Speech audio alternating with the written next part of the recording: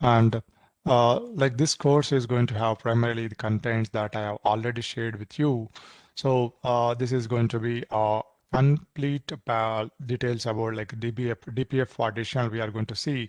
I'm going to have two virtual machines, node 01 and node 03.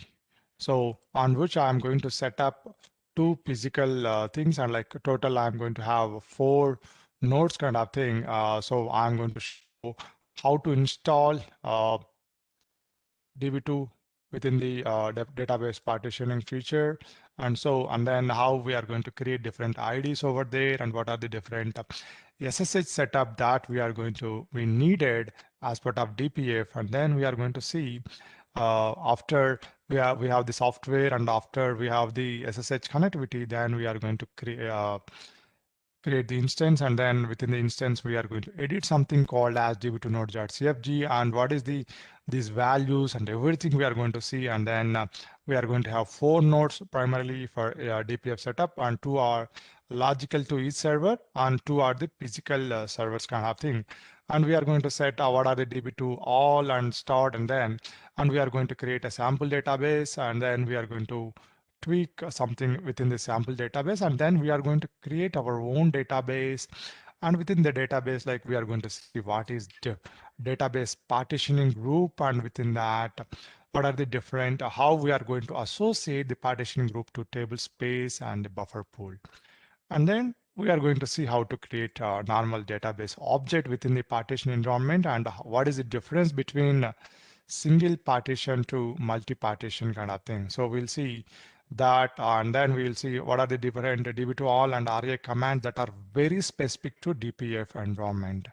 And then how this queuing is happening, like whether the duplicate records are happening and whether the data is staying there at one location or one partition. In that cases, like what is the distribution key and how we are going to redistribute the data if at all required kind of thing. And then we are going to see import, export, load, and ingest, and db2 move and db2 look utilities on DPF environment. And like load is the only command that is having different behavior in a DPF environment. Other export import will be same, but we'll see, we'll try to run them, and if they are reacting as if single partition and multi partition, is there any difference over there.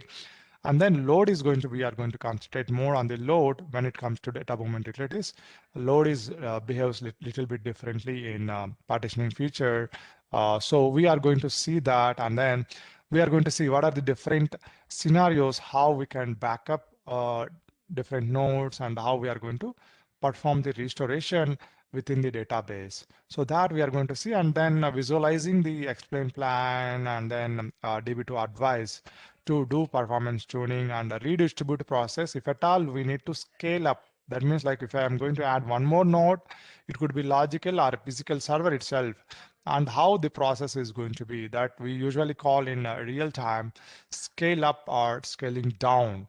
So that how that happens, we'll see that redistribute is going to be a very important command whenever you would like to add one more node or something like that.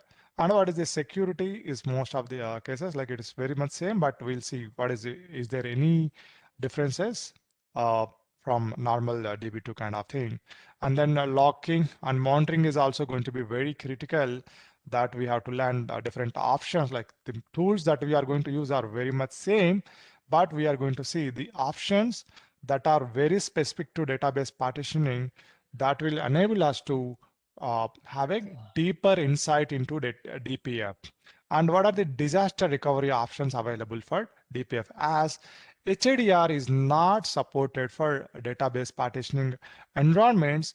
Are there any other options? It may not be at a database level. Are there any options as a disaster recovery for my DPF databases at OS level or disk level, something like that? I will give a glimpse over there, so that we are going to have a good insight into that. And then finally, we are going to apply fixpack and also version upgrade within the DPF environment. So it's kind of all kind of scenarios and everything we are going to see in the DPF with the practically only. So I'm primarily choosing the two servers, two virtual servers for doing the same thing. node 01, node 02, node 03. I'm going to set up NFS mount for my instance directory, and then I'm going to have different file systems like we do in real time for data, and we are going to take the backup and restores and everything we are going to have. So that primarily like most of these things will be like whatever command that I'm going to type there, before that only I'm going to record it in the a notepad that I'm going to share with you through uh, Google Drive kind of thing. So this will be like this. So if you would like to see another notepad, so I'm going to like, this is the how we can create the database in Dpf environment. More or less, creating database is same, except the file system that we are going to refer here should be there on all the paths, on all the servers in which we are going to do that kind of thing. So then we are going to create different storage groups, database partition groups, and then buffer pools and table spaces, and then coming to the tables. What is the difference here? Distribute by hash, and what is the hash algorithm, and all those things we are going to discuss in detail, and then how we are going to monitor. At each level, I'm going to uh, point you that like how we are going to monitor each object, what are the different sys IBM ADM views are there, or how we can monitor using DB2 PD or DB2 top or DSM top or snapshots that can be used to monitor different things in DPF, that we are going to discuss in detail at each topic level.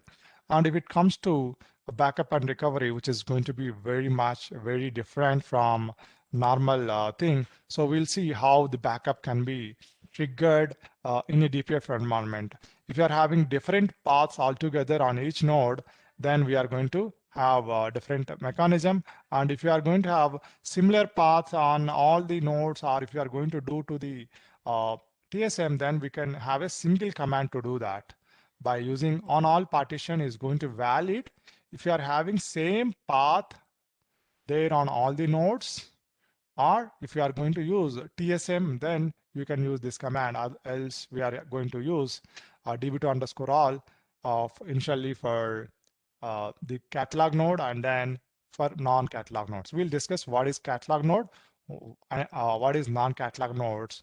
So how to identify that, and how we can decide while creating the database itself, we have to choose what is going to be my catalog node for particular database. If you are having a number of databases in instance, you can choose one catalog, different catalog node for different database that is there. But usually in real time, we always tend to choose a 0 or 1 first partition as a catalog node. We will see that why that is so kind of thing. So if you would like to do any restoration, how we can do that is usually on particular first node, we are going to restore our catalog node, and then we are going to restore on all other nodes. Or like this, there are different commands to restore it. It could be any kind of restore, normal restore or redirect restore. We'll see roll forward as well, how the roll forward is going to be. Is it roll forward is very simple in uh, roll forward point in time, or roll forward is it as simple as a single partition or not? Those we will discuss in depth, because roll forward is not so straightforward as single partition here, because the each and every node is going to have its own logs. So we are going to dive into those different scenarios, and we are going to have different things like how we can restore incremental backups and incremental delta backups, and then how we can do redirect restores, and what are the different things we are going to deep dive into those things. So but first of all, we need to understand Dpf architecture. So Dpf is a environment where shared nothing architecture. This is a shared nothing architecture. Every node looks like a database. So every partition, it could be logical or physical, every partition is going to have its own data and the log files. So that makes it is a shared nothing architecture, because there is nothing shared here, like only instance home directory is shared, and only there it is going to have a communication, and where the nodes and all the things are there, that is going to have that NFS mount is going to have those details. From there, It is going to identify what are the different databases are there, and my table data is going to be distributed across these nodes as per my directions, how I am going to create my table, in which table space. Those also makes very important.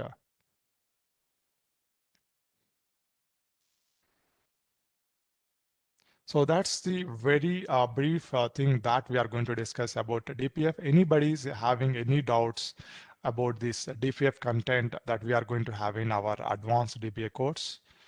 So these are the different topics, things like I have given overview, like, and also we'll see what are the different joins that are very specific to DPF, direct join and broadcast join, and how we can avoid the broadcast joins in to avoid the performance impacts or to get the optimal performance. We are going to see that.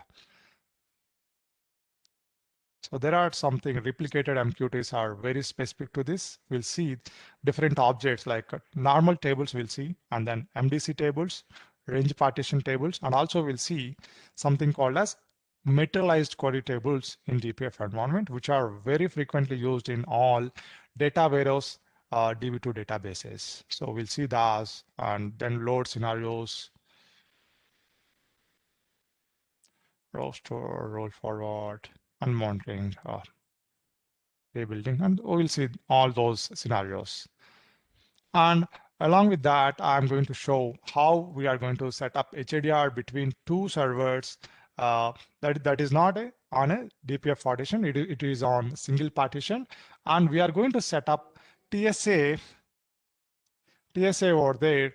What are the different operations as part of TSA? How, if the TSA is there, how we are going to upgrade the database and how we are going to keep the TSA into maintenance. Something like this, we are also going to see there about the TSA. It's like a quick topic. It could be 1 hour, one session or two sessions, depending upon your doubts. So let me show that. So the TSAMP is going to be component that usually get installed as part of Db2 installation. If it is not installed, is there any way to install it separately? We'll see those things and what are the scripts and how the communication is happening. We'll see what is the automatic client rerouting feature and how that is being used, or instead of automatic client reroute feature, virtual IP also being used in real time. We'll see that. So we are going to see those HADR with TSA, different things, and we are also going to do fix pack, apply, and version upgrade in HADR environment. For that also, I'm going to do between the two servers, and then I'm going to dive through, like, majority of the things is like I'm going to do on the pure scale is theoretical. I'm trying to set up the these things on 4 systems, and I am having some troubles at the OS level in order to implement this pure scale. But I am trying that, and if that gets succeeded, like as of now, what I did is I have already installed the pure scale, the software over there with all libraries that are required, and I also has something called as shared drive available for me. So the shared drive is already there.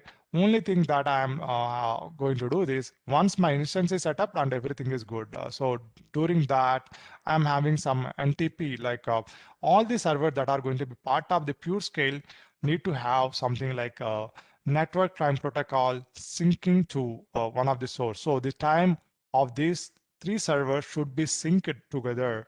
So that is one of the primary requirement. And the pure scale going to be majorly going to depend upon the TSA technology. TSA is going to be tightly bounded in this pure scale. So TSA and along with the shared disks, it is going to happen. So I'm going to have my already I have almost everything ready for me, but I not sure like if this is going to be resolved while creating instance. I'm getting issue.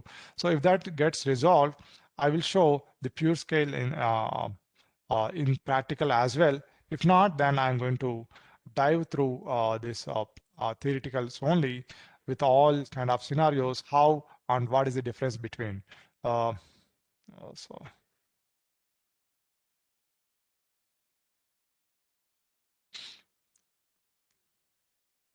yeah, this is like how the exact pure scale architecture and how to understand what is the difference between pure scale and so the pure scale is the setup is going to be very critical, but when it comes to the normal usage, once the setup is done, it may not be so complicated as the you are looking into the diagrams. So once the instance and everything is created, database is set up, then you are going to learn few more commands, something like db2 instance is one command that comes into picture in pure scale that we'll see, and there are something db2 cluster commands.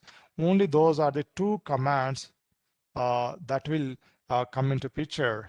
Uh, Give me a moment, please. Okay.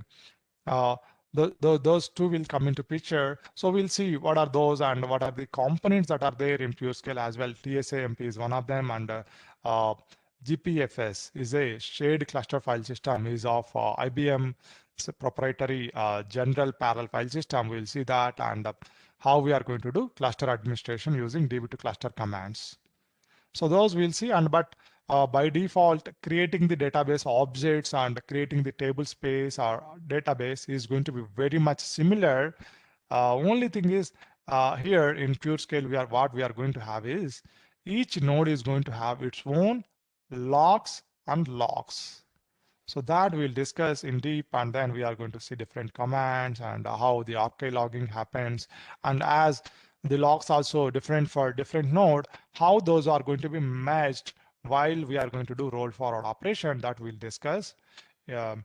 So in like it is also going to be deep dive into all the pure scale features. If the my setup is ready, I'm going to show that, but otherwise it's all going to be theoretical only on pure scale. But I'm trying my best to build my system ready for that, and I'm going to have 4 nodes. So in which I'm going to let me log into this from. I just switch on that, and I'm just logging to that node.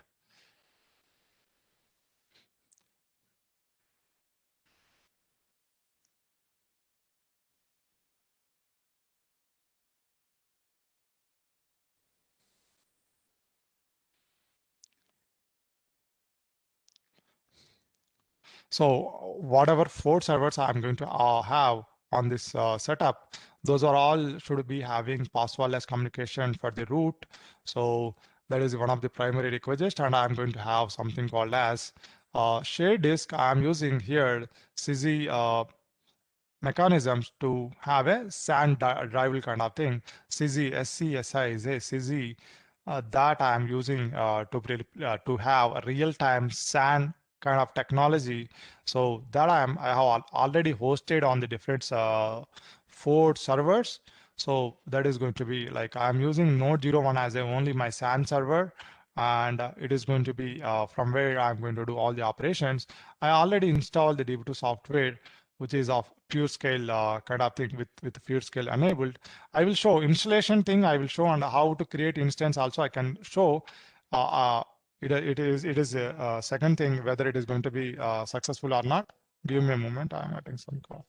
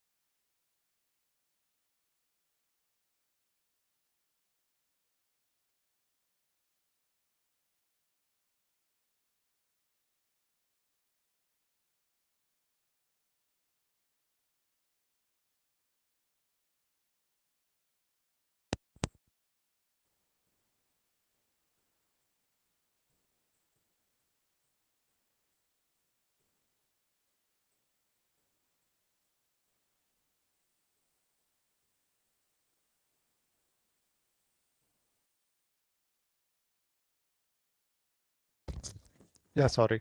So these are these different things we are going to see as part of this course. Anybody is having any doubts regarding this, and I'm going to have something Google Drive, on where I'm whatever things I'm discussing, it could be I'm going to share as a Google Drive to with you.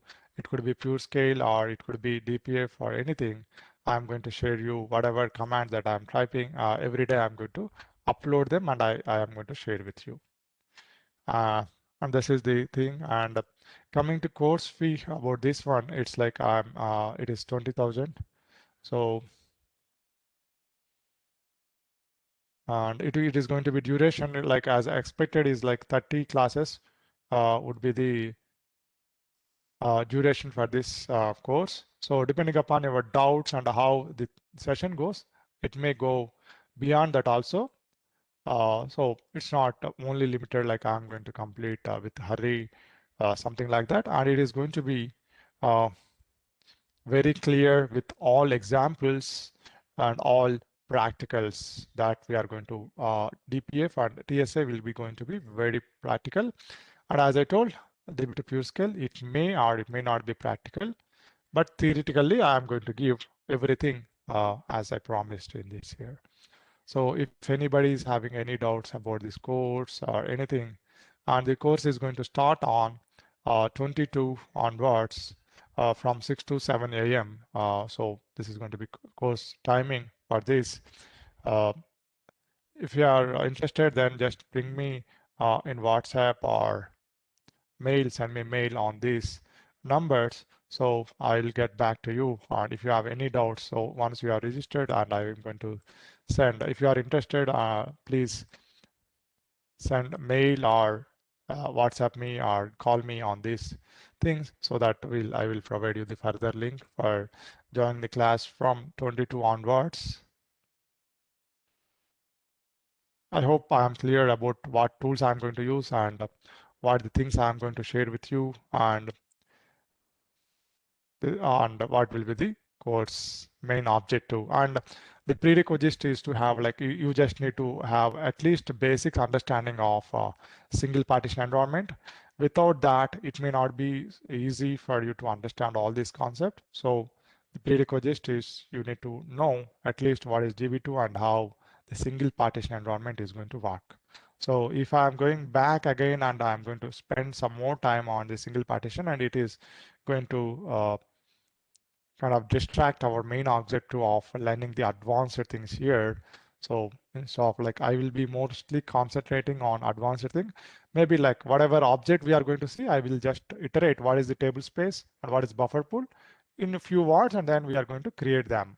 So instead of seeing like a basic course again and again, the things may not so easy to understand. So, but I will just quick recap I will do what is the things that are there, and I will try to compare each and everything with single partition and what is the difference in multi-partition, if at all any difference is there, and how we are going to manage everything. So that is the main objective of this course. If anybody is having anything, please let me know, then I will happy to clarify your any queries about this course.